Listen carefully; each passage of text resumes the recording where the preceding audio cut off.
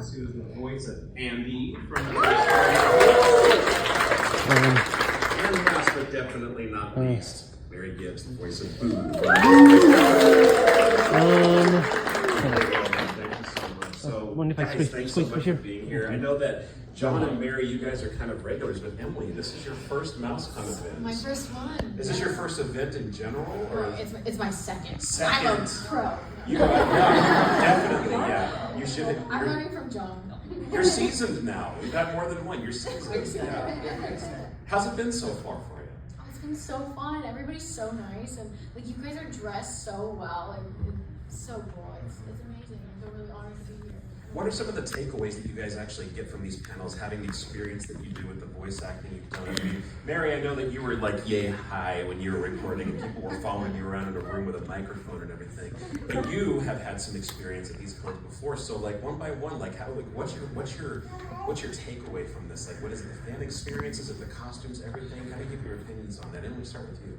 Okay, I think just meeting people is like the best feeling ever, because when you're recording, obviously, you're just with the director or the producers, you're not even usually with other actors, so it's kind of a solitary experience, and there's something about connecting with people that makes everything real, and it just means so much, and it feels like you're meeting friends and family, and yeah, it's just really beautiful, and I think that's the best part, is connecting with people. Excellent, John, you? Oh, beautifully said. Yes, that. And yeah, I'll just kind of add on to that by saying, yeah, I hear these statistics, like billions of people around the world have seen, Toy Story and the films and the Pixar films and Monsters, Inc. And then actually meeting you one-on-one and hearing your stories, your Toy Stories, means a lot to me. And it personalizes it, and every story is different, and I love that. And so, yeah, just to have that one-on-one, and then just to see the creativity of the cosplay, and a lot of people, they pull their looks together, or they make their cosplay looks, which is even more impressive. Recently, at some events, I've started to see mashups, like Cinderella with a lightsaber, and, it's another layer of creativity. It's like, okay, Cinderella with a lightsaber,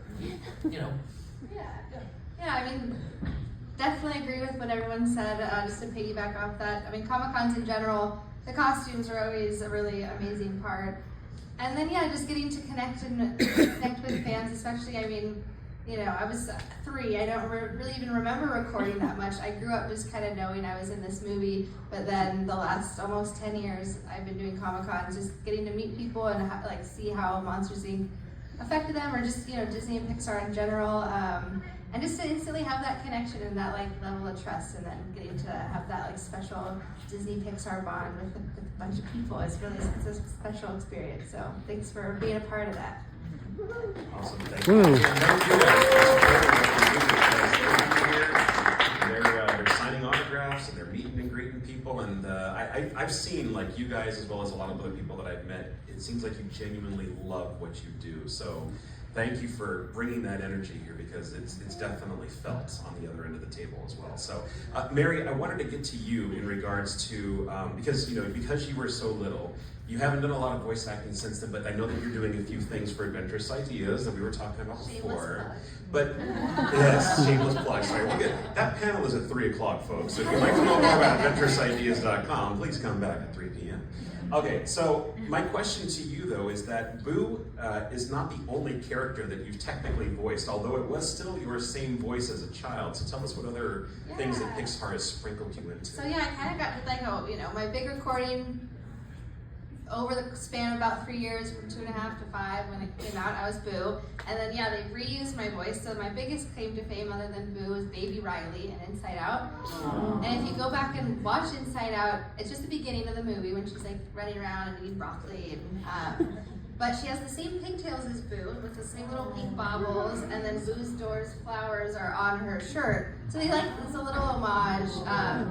And then you'll see Baby Kiara up on my banner. It was like that in Mulan too, but those were very I can't claim Baby Kiara. It was maybe a laugh. Maybe. But it's on my banner, so, But either way, but yeah, Boo and Baby Riley, those were the biggest things. And then, yeah, I'm a part of, C. Andrew Nelson is one of the Darth Vaders sitting next to me. And then Jerry, we're all out there, and then yeah, we're all part of Adventurous Ideas, and so it's a series of audio dramas. I know we'll talk more about that at 3, but I'm one of the main characters in one, and they just told me that they want to have me in another one of their shows. So that's kind of I call it like dipping my toes back into voice acting. But voice acting is way harder than you think, and it gives me a whole new appreciation for it. So yeah. All right, thank you. Next question is for John and Emily. So when you guys come to these conventions, and you guys still kind of have your youthful voices and everything, does anybody ever say, can you do the voice of Andy? Can you do the voice of Bonnie? Does that ever happen to you guys? Yes. And do you it live? I'm not going to ask you to do it on the spot here or anything. But So, I'm just asking. yeah, I always tell folks, theirs are like, what's your favorite line? And can you know, and usually I go to the final scene in Toy Story 3 with Andy and Bonnie, because I can still approximate Andy in Toy Story 3. Going back to Toy Story 2 and Toy Story when I was 13, 14, and then 7 to 11 is a little more challenging. But if they want to hear one of those lines, I can attempt it. But yeah, the Toy Story 3 Andy is still in my wheelhouse. Yes. And a follow-up question, if they ever asked you to come back as a grown-up Andy that somehow has kids now that play with the same toys, would you be interested? 100% yes. How many would like to see that? Yes, absolutely. I do hope that happens because that's what I hear from a lot of fans, and so I'm hoping that does happen. Not just for my sake, for everyone's sake. Yeah, 'cause that's, And Emily, I know that this is only your second one, but has that question ever come up? Like, can you do the voice of Emily? Yes, I just did it like 10 minutes ago. Oh, awesome. Yeah, it happens a lot, and I mean, I can't sound quite as young, but there's a few lines that I kind of like muscle memory. Should I? Yeah. Get the tissues out, folks. Okay. Move over, Mr. Prickle Pants. We have a guest.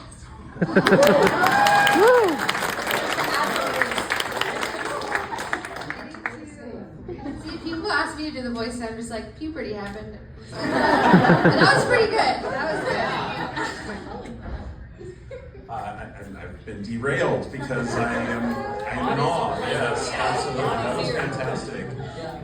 Now, John, I know that you blessed me with doing the scene where you were giving the toys away in Toy Story 3 on the podcast that one time. Yeah.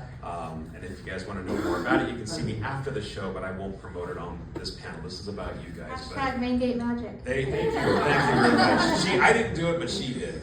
Only because I was on it. She was, yeah, absolutely. So, what work have you been doing since Toy Story? I mean, now I know Toy Story 5 is coming up soon. Is that something that you have been casting? Are you able to talk about that? I don't know anything about Toy Story 5. She doesn't know anything about Toy Story. I really don't. Wink, wink, wink. Since Toy Story, I've been like super lucky to be able to do some really fun roles. I don't know if anybody has seen the show House, but I played House's daughter in an episode. Wait, like the doctor? Yeah, the doctor. Yeah. Lori. That's my Or learning things on. Most recently, I feel like I was in Win or Lose, which is Pixar's first full-length TV series. I was Paula, the girl who can't drive, which is funny because I also can't drive. And I just shot a pilot that I hope comes out soon. I feel very lucky to have been. She's also an indie singer, I just found out. Oh, Instagram. musical talents. I'm working on lots of music, so releasing an EP soon. Ooh. And John, I know that you are really kind of big into theater nowadays. Is there anything that you wanted to share as far as what you're doing nowadays? Yeah, so I've been auditioning for some regional theater, and then I'm also teaching voiceover, which I'm really enjoying. So I teach in person and online. I teach in person at Voice One in San Francisco, which is considered one of the best voiceover schools in San Francisco and in the country. And then Voice Tracks West. I teach for them online. They're based in Santa Monica, but I teach online for them. And yeah, so it's been great to teach kids, teens, adults, beginner, intermediate, advanced, kind of pass the baton to the next generation, if you will. And still, I have a voiceover, agency in San Francisco, JE Talent, still auditioning. As we know, as actors, you don't get everything you audition for. How cool would that be if you did? But we have to get used to sometimes getting a call back, sometimes not, and just moving forward. Yeah, with grace. That's why I don't act, because I have a fear of rejection. You start to get used to it, and it's like, oh, okay, I didn't get that one. All right, moving forward. Mary does just fine as an actor, folks. She is Yes. incredible, and she gives herself not enough credit. So don't believe what she says. Now, just keep in mind, folks, that in a few minutes we're going to ask a few more questions up here, and then I'm going to do a Q&A of people in the audience. If anybody has a question, think about them, get them prepared, and I will start asking to have people raise their hands for questions. What kind of a tie do you guys still have to Pixar? Because I know that you two are both Bay Area people. I'm not sure if you are. I'm in LA. You're in LA. Do Love you the Bay. love the Bay? Well, we love the Bay too. But do you guys still have contacts over there that they're like, hey, come on over, we want you to do stuff, or anything like that? Or ever say, actually? All right, Mary. We all might be making an appearance there tomorrow. Wow. Oh. But it's my dad worked at Pixar. He was there for over 30 years. And so growing up, I was 3 when I was brought in, but beyond that, I was just raised at Pixar. So I'd be there all the time. And then my dad stopped working there before Cars 3 came out, so I'm not sure what year that was. Since then, I haven't been back. I'm sure I could, my mom's like, just go knock on the door. I'm like, I don't think that's how it works. They're like magical games like yeah, that. but then, was it you, Emily, that set it up? Or It's all John. All John. And it's making it happen for us to get a little private tour tomorrow. So it'll be my first time in a while. But I don't have Pete Doctor's number in my phone. I could probably get it if I wanted to, but But you have had interactions with Pete Doctor when you were little. Oh yeah, I went to Pete Doctor was the director of Monsters Inc. and now he's the head honcho of Pixar. I went to preschool with his son, so I kind of grew up going over their house, and then he would be in the recording studio with me a lot. So I really do want to reach out and be like, let's just have lunch, Pete. I know you're really busy, but fit me in. I have to give this video kind of a shameless plug, but there is one out there where they show a short video of Mary recording in the studio, and it's kind of shown as a split screen with the actual scenes where she is doing the voice of Boo. And I can see your face as a little girl in there, just going, Yeah, it is phenomenal. If you guys get a chance to look at it, just look up Boo as Mary as Boo growing up, or in Monsters Inc. He's on and it'll Pixar's pop page up. or on my Instagram, Visual Boo. There you go. Have you found anything else about that whole video? Because I know you said you wanted to find. I haven't dug into it, but I asked my mom. I was like, "Where's this footage from?" And I guess it was some press release that came. But I'm like, "That's my home videos, right? I want to find the rest of that footage." So not yet. Stay tuned. Maybe I'll ask Pixar tomorrow when I'm there. There you go. All right, let's talk about red carpets, because you guys have been part of some really big Pixar movies. I mean, Toy Stories, Monsters Inc. Do you have any red carpet stories you want to share as far as the premieres of these movies are concerned?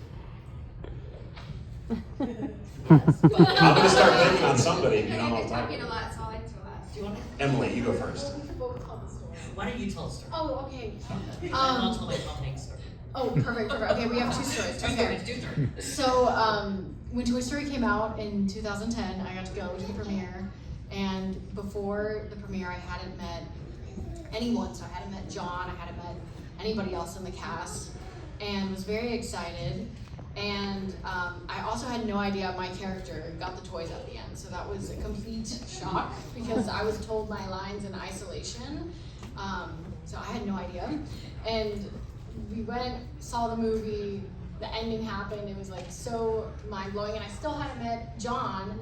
And then came out of the theater, I think it was before we went to the after party thing. And we kind of I don't even, you can tell that part a little bit. I mean, we saw each other, and I think you came up to me, and you're like, are you Bonnie? And I was like, are you Andy? Yeah, it was a very beautiful moment, and mind-blowing, just because I grew up with Andy, so you were a part of my childhood, and it was just, I was also simultaneously fangirling. But it was just very cool, and I think people were there watching us crazy that we hadn't met and we had also just done this like scene that was really cool. Yeah, it was totally a magic moment, a magic Disney Pixar moment. And and everyone, had just been crying basically because in the theater. And so everyone's like composing themselves. Basically, I mean, literally, we heard the sniffles. My mom was sobbing. We heard the crying, and then we met, and it was this, and everyone kind of turned because it's like they had just seen Andy and Bonnie on the screen, and then Andy and Bonnie are there IRL. Haven't met yet. Yeah. Crazy. Total magic. Yeah. So I'll just tell two quick stories from the red carpet. One is, first of all, red carpets they're many things. It's always very exciting because the movie's coming out, and they're also very hectic and a little overwhelming, I have to say. And it's kind of surreal. And you have to go down this whole press line really fast, and everyone has to run in to see the movie. So it's just interesting. But people often ask me if I met Tom Hanks and Tim Allen, and the answer is yes. And the time I remember talking with Tom Hanks was at the Toy Story 4 premiere. I went to go use the restroom after the film, and there was a bodyguard outside the restroom. And I was like, that's weird, but I had a cast badge, so I got to go past the bodyguard. And I walk in, and Tom Hanks is washing his hands. I know. And so I was just like, oh, sorry. And he's like, no, come on in. Like,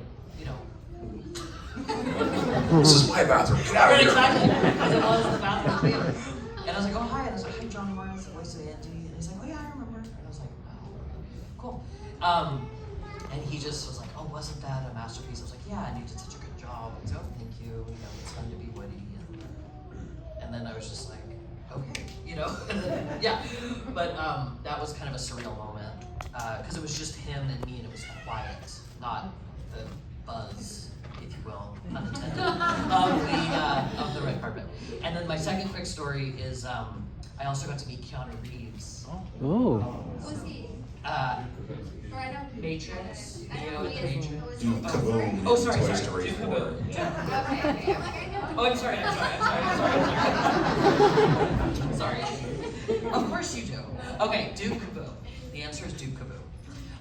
And I'm also a Matrix fan. I'm also a Bill and Ted's Excellent Adventure fan. I'm also my own Private Idaho fan, etc. So it just was cool to talk to him. And he's very much like Neo in real life. Oh. He's intense. Sorry. I see what he was cast. What about John Wick? Is he like John Wick? I've never seen John Wick because I don't do well with violence in films. So but now I have to watch it. Yeah. It's pretty good. My impersonation of Keanu Reeves is John Wick. Yeah. That's his lines. Yes. It's kind of like that. And then I ran into him at the after party, and he was like eating candy, and I was like, this is crazy. Mary, what do you remember? Let's see. So my red carpet was not red. It was Sully's fur.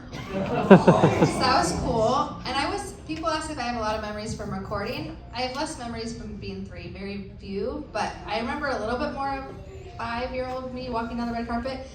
And a lot of it is filled in from like what my mom's told me, but I know there was a moment between me and Billy Crystal at the beginning, because I was 5. Like John said, it's very hectic. There's cameras, there's all the actors, and it's just, I wasn't a trained actress. I was just like little girl whose dad worked on Pixar, And so I go there and I'm just completely like overwhelmed. I think like my mom says I just like froze. And Billy Crystal actually saw that. And again, it's the first time we've met any of the actors, so I didn't know him at the time. But he takes his time before, and like everyone's waiting for us to walk. And he's like, no, I'm gonna, so he pulls me to the side.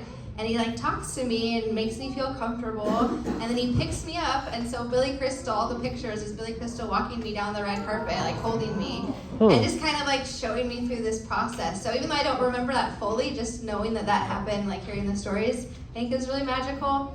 And then I was also 5 again, so I just learned how to write my name in kindergarten.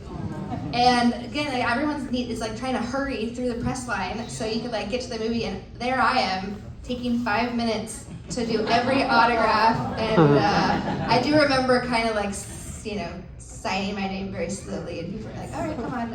But yeah, those are like my little highlights that I remember. Okay, so now that brings me to my final question before we start turning it over to you all here.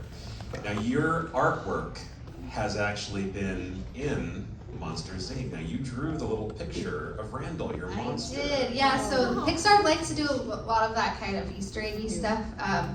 Like in Monsters, Inc., I know, I'm sure it's the same thing for Toy Story. Like if you see kids' drawings on the walls, it's normally people that work there, they're actual kids' drawings.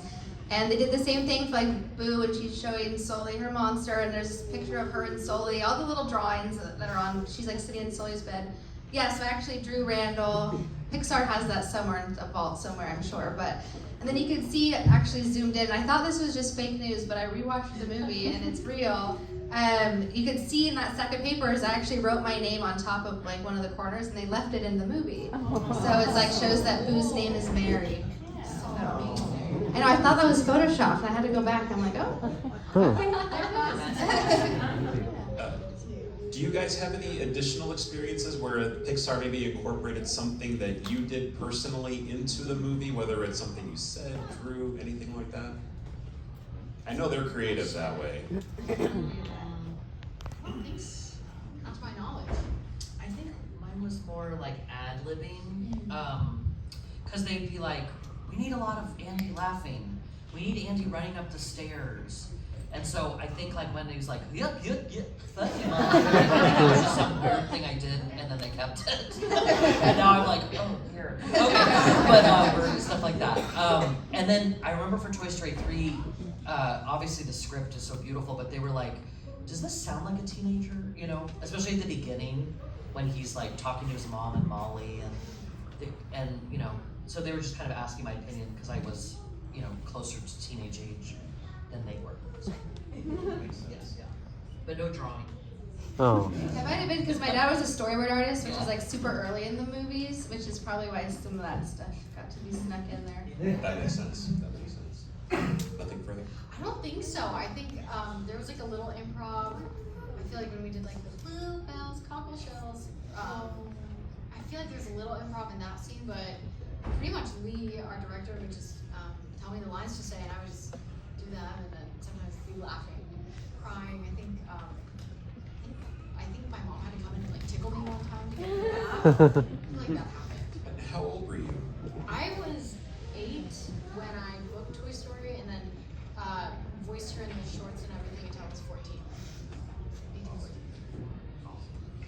All right, well, I've monopolized enough of your time up here, guys. Now it's time to turn it over to you all. Start asking people to raise their hands, and I will call on you. Just remember, I don't have a microphone. I can't reach this out to you, so you're going to have to speak up loud so we can all hear you up here. Okay, the Max is, I think, the first one that has his hand up, so go ahead and tell what's right.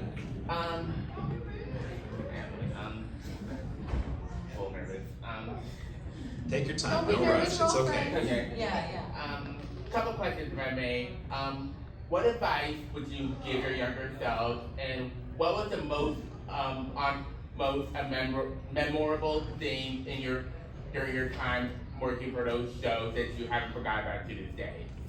All right, let's go down the line. Emily. Oh goodness. Okay, advice to my younger self.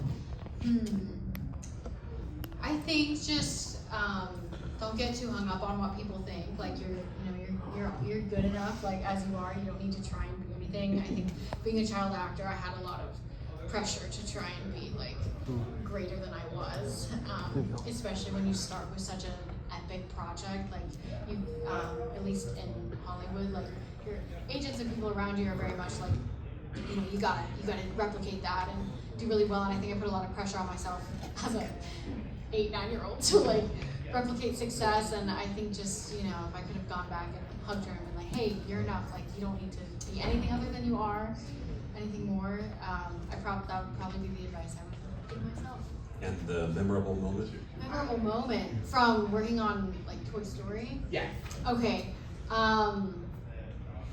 I think, okay, this is just random. I don't know if this is the most memorable one. This is just the one that's coming to me now. They would always have chocolate-covered strawberries there for me before I would record, and I was obsessed with the chocolate-covered strawberries. So, I mean, yeah, not the like most memorable, but it was like for me as a little kid, I was always like, I can't wait to have a chocolate covered strawberry when I go to work. So Nice. yeah. All right, John. Okay. So advice to my younger self would be, yeah, that's kind of piggybacking on that. Don't put pressure on yourself and leave a lot of room for like play and creativity and imagination, especially for Andy and who Andy is. And also like to continue to bring warmth. They always talked about the warmth of Andy, which of course contrasts Sid. So it's like Andy is warm and Sid is not warm. And scary. And maybe evil. But Eric is great. Eric Von Dent is great. And a nice person. And then memorable in terms of recording, I just say, like when they would show me storyboards and sketches, and I remember the first time seeing Andy and just how that helped me step into his shoes. And then sometimes they would have the toys in the booth. And so that really helped me as he was playing with Woody and Buzz. I've seen Woody and Buzz. And that's kind of like a fun little Easter egg behind the scenes detail. I think similar to what Emily said, but like advice to my younger self, I'm specifically thinking of the younger version of me in 6th grade. I loved to act, and I was auditioning for the school play, and they made us do it in front of all the 8th graders. And I just froze up, I cried, I ran off stage, and that's like the last acting I did until Adventurous Ideas reached out, and I was like, still have that trauma. But I would just say something to her, you know, like, don't be afraid to be yourself, like, screw the 8th graders. They're mean, they're always gonna be mean. But yeah, I think I was, you know, super insecure, like most of us, especially middle school, and trying to fit in, and I did not fit in, and I was trying so hard. So I think just like, you don't need to fit in, like, you know, the drama nerds are way cooler, they really are. And then just like, again, I was so young recording, but my most memorable, also kind of random, but just what I remember is like going into the recording studio for the first time, and the walls are covered in like foam for sound bouncing, and I was enthralled, and I ran up and I just started rolling around the walls. That was my 3-year-old bliss that I got. I'm like, what? Oh, come on, you would do it again. I would, yeah. It's like Sully. I know, it's funny that it is. All right, thank you guys. I think I saw the next hand was over here. Go ahead. Yes. What was your favorite moments for each of your respective characters and why? Like in the movie, the scene that. Yeah, like in any of the Toy Story games or Monsters Inc. or. I have a good question. Okay. I just the ending scene with Andy, like it caught me so off guard too, because I grew up watching Toy Story 1 and 2, and I had no idea that like that epic of a moment would happen, and just very sentimental and an honor, and so yeah, it's the ending scene.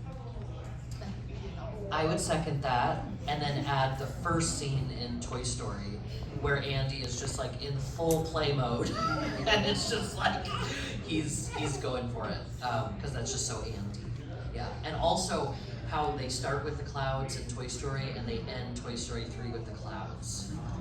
I love that. I keep forgetting about that. I love that. I love the clouds. I love the clouds. You can tell by his booth. Yes, I know. My favorite scene in Monsters Inc. has always been, it's when they're being chased by Randall, but why I like it is they're going through all the different doors, and you see like Paris, and they end up in China. Like, kind of just, yeah, it just shows like how the doors are portals, and you see that throughout the movie, but I really like that scene. I think over here, and then I'll go to you next, and then we'll start getting the guys to the back. So aside from your respective movies that you starred in, what is your favorite Pixar movie? Oh gosh. My favorite was WALL-E, and it's because again, my dad's a storyboard artist, and especially back then, it would take like 6 to 8 years to make a movie, and that was the age, like I was, I don't know, middle school or whatever it was, where I remember him coming home and like telling me the process, and there were going to be aliens, no one was going to speak English, like it was a whole thing, and then being able to see it in person, and WALL-E's so cute. But I think just being able to like really remember my dad coming home and like sharing the development process kind of made it special for me. Yeah, WALL-E. I love WALL-E too. And also they kind of foretold the future because we're now having environmental issues and everyone's attached to their screens. Okay, just right? Yes, WALL-E, yes, all of them. I also really love Finding Nemo because I just love the ocean. I'm such an ocean person. It's the same reason I like Moana. And I grew up by the We water. don't talk about Disney here on Oh, Pixar. okay. Moana's great. Sorry. I took a photo with her and We are Alani, and I love that photo. Okay, sorry. Yeah, and I grew up by the water, so water. Yes. Okay, I think I have so many, but I love Ratatouille. I love food. I'm obsessed with food, so I think Ratatouille. Oh, Monsters Inc. Like I love Monsters Inc. Yeah, I still have my Monsters Inc. Sully Yeah. pillow pet. Yeah. So yeah, all of them. But I love those two movies so much. Thanks, guys. Over here on the right, there was somebody else. Yes, you were there. Yeah, so throughout your careers, was there a point in which you felt like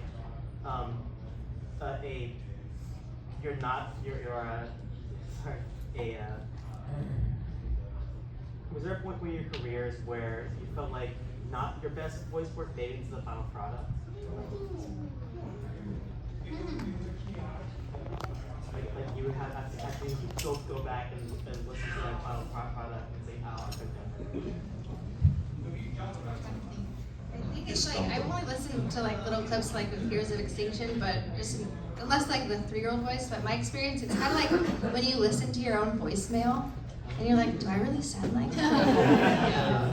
That's just, I mean, I don't have as much experience, you know, they could answer better, but I know when I hear myself, not that I don't think it's the best or like my best work, but I'm just kind of like, oh, that's my voice, you know. And I think we all kind of get that, even just hearing our own like a recording of ourselves. It's a real thing. It's a, I know you guys have experienced that before too. Have you ever listened to your own voice based on his question and just been like, that that sounded horrible, but everybody else is telling you it was great, it was perfect, that's all we need. I feel like I'm a lot more critical of my on-camera work than I am of my voice work. Like I feel like with voice, like you do get to remove a little bit of yourself and like enjoy it a little bit. I had to do a kissing scene one time for an on-camera, like for a show called Brothers and Sisters, and we did like 17 takes of the kiss, and I remember seeing it being like, oh my god, like you were really bad at that, like really bad. And I was 11, so I should be bad at that. I should be. But yeah, I feel like I'm much more critical with on-camera work. I think the moment that happened for me is I was cast in a movie in San Francisco that filmed in San Francisco on camera, and I filmed it, and then they invited me to the premiere, and I went to the premiere, and then I wasn't in the movie. And I was like sitting there with my parents, and I was like, wait, are we in the right movie? And then I talked to the director after, and he's like, oh yeah, sorry, I forgot to tell you we cut out your scene. And I was like, oh, because it was bad? Because I was young, you know? And he's like, no, it's because we had to tighten up the film, and also if they sympathize with your character as a child, then they wouldn't, you know, because it was like a scary movie with like a killer and stuff. And so they were like, if we sympathize with him as a child, then it would give justification to why he became that, and we didn't want that. But they never told me. And also it was a scary movie, which I watched as a 9-year-old in the theater. And so that was just a weird situation that I'm still wrapping my head around as a 41-year-old. And yeah, so I was just like, okay, and he's like, oh, sorry, you know, and my parents were not happy because it was scary, a scary movie for a 9-year-old.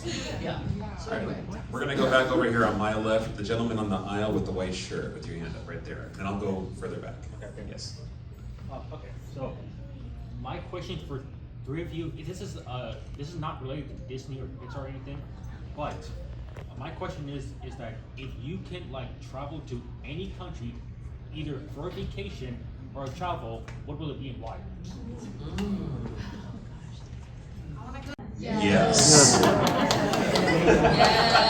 I think that's unanimous. And just Japan, period. But definitely. Yeah. Oh, I only have to pick one. Oh my goodness. I Argentina next week, so my family's down there, so I'll just say that I'm really excited to go back there, and yeah, that's what I'm excited to go. Also Disneyland Paris, 'cause isn't there a Toy Story Land there? Yeah. I really want to go there. So Definitely want to do that too. yes. What is it? There's Disneyland Japan, Paris. Hong Kong, Okay. comes through Abu Dhabi. That's what Wait, Abu Dhabi? All right. Yes. John, wait. Oh, sorry. Sorry, I'd say Japan, but also New Zealand. Because I'm also a Lord of the Rings fan. Yeah, and I want to see those locations. All right. Thank you, John. All right. So yes, with the white glove. So, if you had to do, if you do, what's your favorite thing that you got from a set, and why, from Disney, and why? Favorite thing from a set is that That you got from, like, a memento. I remember when sorry, I keep jumping in, but when I first when I was 5, the movie just came out. Pixar, they got us a room, like a suite at Disneyland, and apparently, like, I don't remember this like verbatim. My mom said we walked in and just covered in toys, and she's like, "Oh my gosh, my daughter's gonna be spoiled." But what I did have, I still have this big Sully and Mike, like this big, like Mike's Oh, yeah. nice. So anyway, my big Mike and Sully. I'll love those around forever, I think. I think I'm lucky enough to have a few things that are signed by like the whole creative team, and so I'm trying to remember because one of my projects is I have to go through everything soon, but I know I have like some things like posters and special things that are signed by the entire creative team, and I just really value those because it'd be really hard to get those now, and they're like these little time capsules. When I did Toy Story 3, they ended up making a doll for Bonnie, like a talking doll, and it only came out in the UK, and they gave me one, so I was really, and like I press the stomach and my like little kid voice comes out of it, so It still works. it still works, which I don't know how. It's been like over a decade, but it was really that was just like, such a surreal moment to have a doll of my voice. Wow. Wait, quick piggyback story, I'll make it fast. It was kindergarten before the movie came out, and I had a Boo doll also with it. But it was before the movie came out, and I brought it to show and tell, because I was like, oh, my voice on this doll. And one of the other parents came up to my mom afterwards and was like, that's so cute, where can I go and get a doll with my daughter's voice on it? And my mom like very politely was like, well, in a couple months, you can get them at any Toys R Us, but they're all gonna have my daughter's voice on it. In your face. Tried to be polite, probably didn't come across as that. So I relate to our baby voice. And yeah, they make batteries different back then. All right. Any other questions? The Key has a question. So I have a two-parter. One in honor of Disneyland's 70th anniversary. Any magical memories? I'm all ears. Oh my gosh, at Disneyland? Yep. Oh. Or any Disney park. I'm open to any. I remember the first time. I had so many memories there. I remember the first time I finally got the courage to do what's now the Incredicoaster. That was like a California Screamin'. I felt like such I felt so proud of myself. It was my first upside down roller coaster, and I was just I was very like I did it. So that was memorable. It was fun. I still haven't written that because I'm scared of it. Because someone told me that their head went back and then they couldn't move it forward, and I was like, no, thank you. No, thank you. But I'm so glad you loved it. A million things. Pirates of the Caribbean's my favorite ride. I'm obsessed with Dole Whip. Obsessed with Dole Whip. And churros. Yeah. I'd say like a huge kind of core memory for me, to make an Inside Out reference, was when I went to Toy Story Land for the first time, and I got like a private tour, and it was just like Andy's backyard, and it was so surreal and awesome, and Slinky Dog Dash and all the things, Woody's Lunchbox, all the things. I still haven't tried the new barbecue place. Need to do that. But, Oh, it's delicious over there. Yes. Maybe it's not new anymore. It's new to me. We have to go for the Monsters of Fright closes. Yes, it's Yes. my favorite ride. No, it's the end of the year, everyone. Wasn't there a new ride with all the doors? I'm in It's just- Florida. Florida That's new so Monsters cool. Inc. Okay, so we have to go to Florida. Yes. We're gonna go to Florida and Japan and Paris. I think one of my favorite Disneyland memories, my dad, he directed Mater's Tall Tales and was a big part of the Cars franchise in general. And so when Cars Land was in production, he actually was a big part of the design process. And like, if I go around, I can see a lot of his art. Yeah, and so it was cool to then go to Cars Land, and I got to ride the Cars ride with him, and they had like a video crew following him around, and like random things that I just thought was interesting, of like the big cliffs, like to look like yeah, and they had to like paint them to make it look like the paint colors faded as it went up, so it looked higher than it was. And I don't know, just knowing all those little details, then going around with my dad and seeing it all, and it really looks like you're in Cars World. Like, that was a cool moment. All right, we got time for a couple more questions. I think we had some on the right here that I haven't called out. Yes, ma'am, right there. Yes, this is a question for Emily. I heard you're a singer and songwriter, and if so, what's your current project, and where can I hear you? You can, thank you so much for asking that question. So I'm a singer-songwriter, and I'm about to release an EP it's songs about my dad. He passed away when I was 13, and it's a bunch of songs about that. And you can find my other music on Spotify, Apple Music, wherever you stream music, under Emily Riggs. Thank you. Awesome. Congratulations, by the way. That's awesome. We have a couple more hands up. And, let's go to you, sir, the Pizza Planet hat. Oh, so cool. I was gonna say, like, what sort of quote do you guys like to, or what kind of quote do you guys like to just like say at like from your characters? Like, what's your favorite quotes that you guys say from your characters? I only have a couple to choose from. Mike Wazowski.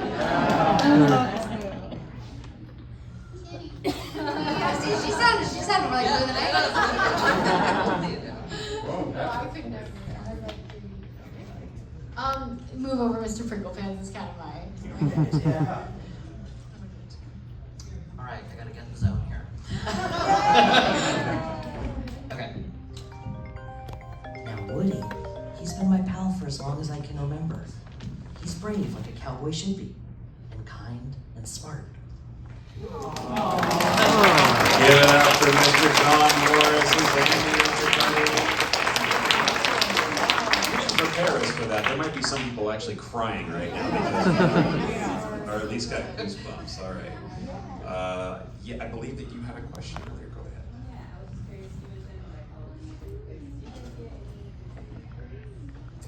ahead. Well, so yeah, I talked to the Disney princesses. They don't even get in for free. When my dad, no, seriously. When my dad worked at Pixar, when Disney bought Pixar, he got a silver pass, and it was 4 people in total for free, and then 30% off everything in the park. And so that was me growing up. I've never paid for Disneyland, and when he left Pixar, obviously we didn't get that, and I still refuse to pay for Disneyland. But I can't. And there was like one time where I went in, I was there with my mom, and we like went to the front desk, and I'm like, I'm Boo, and they're like, we don't really care, and I had to like, no, honestly, and I had to like really like. They finally, after like 20 minutes of convincing, like give me something, they gave me like 2 like front of line passes. But yeah, I don't get much. And yeah, I even talked to Cinderella, and I forget her name. She was at a con, and I was like, "Do you get it for free?" She's like, "No." I'm like, "What? Cinderella? Come on, you have a castle there." But, I know, we all should. Anyway, so I used to have the perks, not anymore. Now I just find friends that work there, and I'm like, give me your passes. John and Emily, pretty much the same thing?